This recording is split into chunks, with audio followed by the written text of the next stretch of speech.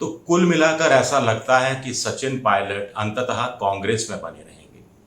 ऐसा भी लगता है कि सचिन पायलट को कुछ सम्मानजनक पद भी हासिल हो जाएगा।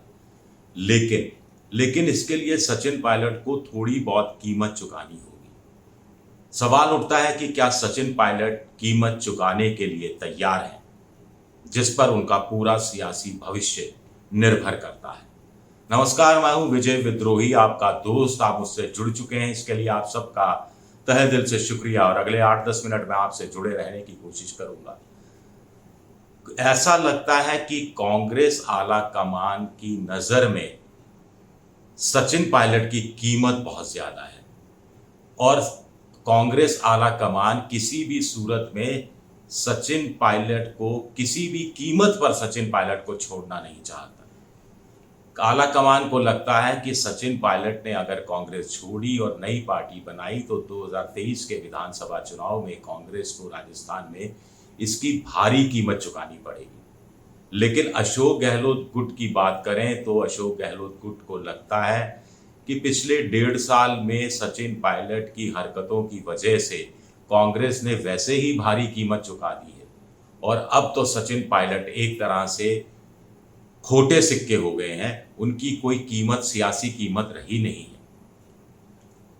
लेकिन आला कमान के साथ अगर सचिन पायलट का कोई सम्मानजनक समझौता हुआ तो सचिन पायलट को घटी हुई कीमत पर कांग्रेस में ये पद मिलेगा। ये बात भी तय मानी जा रही है। सचिन पायलट को अगर सियासी बाजार में टिके रहना है, अपनी ब्रांड वैल्यू को, अपनी कीमत को बनाए रखना है, तो उसके लिए उन्हें क्या करना चाहिए, इस पर हम आगे बात करेंगे। लेकिन अशोक गहलोत खेमा चाहता है कि सचिन पायलट घटी हुई कीमत पर ही कांग्रेस में कोई पद पाए और उनका सियासी कद बढ़ नहीं पाए। अब ये सब कुछ निर्भर करेगा 25 मई को। 25 मई को बैठक हो रही है जिसमें अशोक गहलोत होंगे, मल्लिकार्जुन खड़गे होंगे, रंधावा होंगे, डोटासरा होंगे, प्रदेश अध्यक्ष होंगे। सचिन पायलट होंगे या नहीं होंगे तय नहीं है। तो क्या इस बैठक में संगठन, सरकार, चुनाव नीति, रणनीति, नारा, प्रचार प्रसार, इन तमाम मुद्दों पर ही चर्चा होकर रह जाएगी या सचिन पायलट का मुद्दा भी उठेगा? जाहिर है, माना जा रहा है कि सचिन पायलट का मुद्दा उठेगा। यहाँ 2 स्थितियां हैं। क्या सचिन पायलट को इस बैठक में बुलाया जाएगा या उनकी अनुपस्थिति में ही फैसला कर लिया जाएगा? अगर सचिन पायलट को नहीं बुलाया गया तो मैसेज जाएगा सीधा सीधा सचिन पायलट के लिए भी कि पार्टी को उनकी जरूरत नहीं है, पार्टी उनको अलग थलग कर रही है या उनकी बात की बजाय अशोक गहलोत को ज्यादा तरजीह दे रही है। लेकिन अगर उन्हें बुलाया गया, उनसे पूछताछ की गई, बातचीत की गई, संवाद किया गया, उनका दुख दर्द, उनके गिले शिकवे पूछे गए, तो इससे सचिन पायलट के समर्थकों में एक अच्छा मैसेज जाएगा। खास तौर से सचिन पायलट को भी लगेगा कि दिल बदल रहा है, दिल पिघल रहा है और आपस की जो कड़वाहट है वो कुछ मिठास में बदलती हुई दिखाई दे रही है। तो क्या आला कमान इस बैठक में क्या करेगा, ये इंपॉर्टेंट है। लेकिन बैठक भी हो गई, मान लीजिए सचिन पायलट को भी बुला लिया गया, तो किन बिंदुओं पर बात होगी, किन बिंदुओं पर समझौता हो सकता है? पहला, मुख्यमंत्री का पद, नो वैकेंसी। साफ है कि इसमें नो वैकेंसी है। सचिन पायलट भी इस बात को समझते हैं। वो कहते हैं जरूर मुख्यमंत्री पद के लिए, लेकिन उनको भी मालूम है कि आखिरी 6 महीने मुख्यमंत्री ना तो बनने वाले हैं, ना बनने का कोई फायदा है और ना ही उनको मुख्यमंत्री का चेहरा बनाकर ही चुनाव लड़ा जाएगा। ये चीजें उनको भूल जानी चाहिए। नंबर 2, प्रदेश अध्यक्ष। हाँ, यहाँ ये साफ कर दें कि कांग्रेस आला कमान ने भी सूत्रों के अनुसार सचिन पायलट से कह दिया है कि मुख्यमंत्री पद खाली नहीं है, इसके अलावा जो चाहे मांग लो। आला कमान चाहता है कि सचिन पायलट राजस्थान से बाहर चले जाएं, फिलहाल कुछ समय के लिए महासचिव बन जाएं, 2-3 राज्यों के महासचिव बन जाएं, चुनाव की कमान संभाल लें। लेकिन सचिन पायलट इसके लिए तैयार नहीं है। तो नंबर 2, कांग्रेस का प्रदेश अध्यक्ष पद। अशोक गहलोत किसी भी कीमत पर इसके लिए तैयार नहीं होंगे, खासतौर से ये देखते हुए कि इस समय गोविंद सिंह डोटासरा उनके करीबी हैं। वो ये दांव खेल सकते हैं कि राजस्थान में, जयपुर में अभी जाट महासम्मेलन हुआ था, उसमें जाट मुख्यमंत्री बनाए जाने की बात हो रही थी।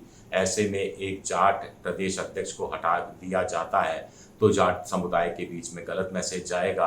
जो कि पहले कांग्रेस का वोटर रहा था, जाटों को ओबीसी में जब वाजपेयी जी ने शामिल किया था उससे पहले तक, तो जाटों को वापस पार्टी की तरफ खींचना है तो डोटासरा का अध्यक्ष बना रहना ज़रूरी है। तो ये भी खत्म मेरे हिसाब से। तीसरा, कुछ लोग कह रहे हैं कि चुनाव अभियान समिति या चुनाव संचालन समिति या चुनाव समन्वय समिति एक अलग से गठित की जा सकती है और उसकी कमान सचिन पायलट को सौंपी जा सकती है। देखिए, ये चुनाव अभियान समिति या समन्वय समिति ज़रूर गठित की जा सकती है, लेकिन इसकी कमान सौंप दी जाएगी सचिन पायलट को। अशोक गहलोत खेमा ये किसी सूरत में होने नहीं देगा। आला कमान भी नहीं चाहेगा कि फिर से 2 पावर सेंटर पैदा हो जाएं। तो ऐसे में एक काम हो सकता है कि एक समन्वय समिति बने जिसको 4 लोग सामूहिक रूप से चलाएं, अशोक गहलोत, डोटासरा, रंधावा और सचिन पायलट।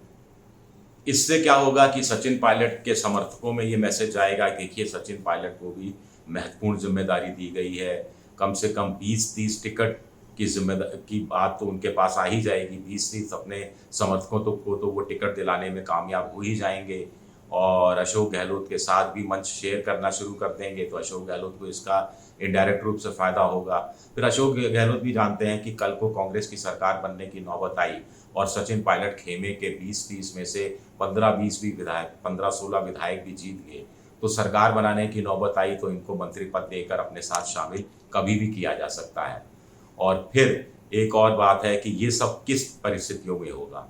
ये सब अगर हुआ और सचिन पायलट इस चीज़ के लिए मान गए तो बदले में सचिन पायलट को अपनी 3 मांगें छोड़नी पड़ेगी, उनका बार बार जिक्र करना बंद करना पड़ेगा, जिसमें परीक्षा वाला लीक वाले जो मामला है, फिर उसके अलावा परीक्षार्थियों को मुआवजा देने की बात है और वसुंधरा राज के भ्रष्टाचार की जांच करने की बात है, मांग है। ये तीनों मांगें थोड़ी हाशिए पर रखनी पड़ेगी।